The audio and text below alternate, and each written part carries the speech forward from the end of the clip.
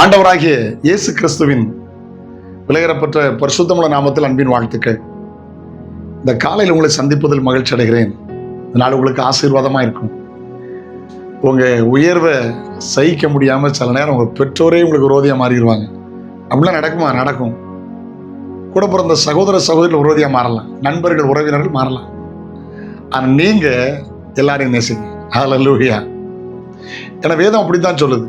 உங்க வீட்டாரே உங்களுக்கு சத்துரு. வாசி கேட்கலாம். மத்தேயு 10:36. ஆமென். ஒரு மனுஷனுக்கு சத்துருக்கள் அவன் வீட்டாரே. பக்கத்து வீட்டுக்காரன் இல்லை, அவன் வீட்டாரே. ஒரு நல்ல ஒரு பிரதமர் இங்கிலாந்துல ஐயா வின்சன் சர்ச்சில், அவர் ரொம்ப நல்ல வாழ்ந்தார். அவர் கடைசியா ஒரு புக் எழுதினார், த லாஸ்ட் லைன் அப்படின்னு ஒரு புக் எழுதினார். அந்த புக்கத்துல மனம் திறந்து தன்னுடைய வேதனைகளை எல்லாம் கொட்டி தீர்த்தார்.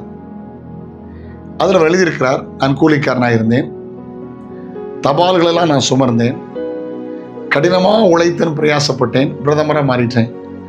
நான் பிரதமர் மாறினது எங்கள் அப்பாவுக்கே பிடிக்கல, பொறாமையாக இருந்துச்சுன்னு எழுதுறாரு. வேடிக்கை இல்லை?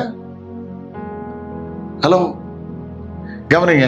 வீட்டாரும் சத்ரு அவங்க வீட்டார் தான். ஆனால் நீங்களும் நானும் யார் தெரியுமா? சத்ருவை சிநேகிக்கிற அந்த இடத்துல வந்திருக்கிறோம். Praise the Lord. வேதம் சொல்லுகிறது, உங்கள் சத்ருவை சிநேகிங்கள்னு வேதம் சொல்லுகிறது. ஹல்லேலூயா.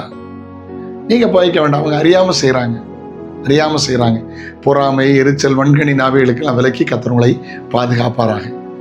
மற்றவங்க உங்களை வெறுக்கும் போது புரிஞ்சுக்கிறீங்க, கர்த்தர் உயர்த்தி இருக்கிறாருன்னு ஆண்டவருக்கு நன்றி சொல்லுங்க.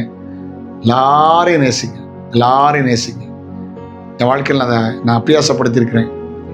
புகைக்கிற, வெறுக்கிற, அற்பமா பேசுகிற அநேகர் எனக்கு தெரியும். உங்களுடைய கண்களுக்கு முன்னால தோத்து நான் அவங்களை நேசிப்பேன்.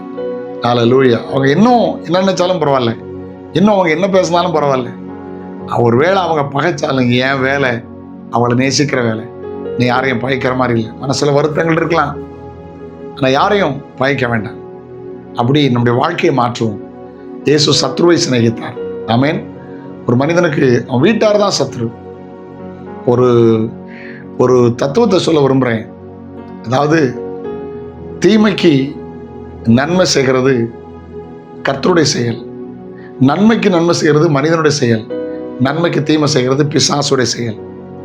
இந்த devil nature, human nature, divine nature. Divine nature என்ன தெரியுமா? தெய்வீக சுபாவம் என்ன தெரியுமா? தீமைக்கு நன்மை செய்து. தீமைக்கு நன்மை செய்வர்களாய் மாறுங்கள், கர்த்தர் உங்களை ஆசீர்வதிப்பார். நாளை உங்களை சந்திக்கிறேன். அது ஒரு நாளுடைய கிருபை தாங்கட்டும். தகப்பனே, இயேசுவின் நாமத்தில் தீமைக்கு தீமை செய்யாம எங்களுக்கு தீமையே செய்த நன்மை செய்ய கிருபைதார். யார் எங்களுக்கு சத்துருவாய் எழும்பினாலும் அவளை நேசிக்கிற நல்ல இருதயத்தை எங்களுக்கு தார். இயேசுவின் நாமத்தில் ஜெபங்கள் பிதாவே. ஆமென். God bless you. Have a nice day.